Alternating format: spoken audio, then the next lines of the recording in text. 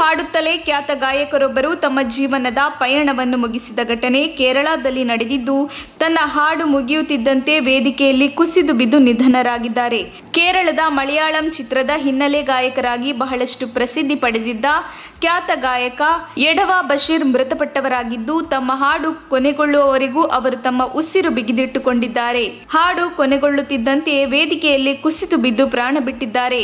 Blue diamond ಆರ್ಕೆಸ್ಟ್ರಾದ ಸುವರ್ಣ ಮಹೋತ್ಸವದಲ್ಲಿ ಈ ಘಟನೆ ನಡೆದಿದೆ. ಯೇಸುದಾಸ್ ಮತ್ತು ಮೊಹಮ್ಮದ್ ರಫಿ ಅವರ ಹಾಡುಗಳಿಂದ ಬಶೀರ್ ಜನರ ಹೃದಯ ಗೆದ್ದಿದ್ದರು. ಹಲವಾರು ಸಂಗೀತ ಕಾರ್ಯಕ್ರಮಗಳಲ್ಲಿ ಬಶೀರ್ ಸಂಗೀತ ಪ್ರೇಮಿಗಳ ಪ್ರಮುಖ ಆಕರ್ಷಣೀಯ ಗಾಯಕರಾಗಿದ್ದರು. ಹಾಡು ಕೊನೆಗೊಳ್ಳುತ್ತಿದ್ದಂತೆಯೇ ಬಶೀರ್ ಕುಸಿದು ಬಿದ್ದಿದ್ದಾರೆ. ಈ ವೇಳೆ ತಕ್ಷಣವೇ ಅವರನ್ನು ಆಸ್ಪತ್ರೆಗೆ ಸಾಗಿಸಲಾಯಿತು. ಆದರೆ ಅದಾಗಲೇ ಅವರು ಮೃತಪಟ್ಟಿದ್ದರು ಎಂದು ವೈದ್ಯರು ತಿಳಿಸಿದ್ದಾರೆ.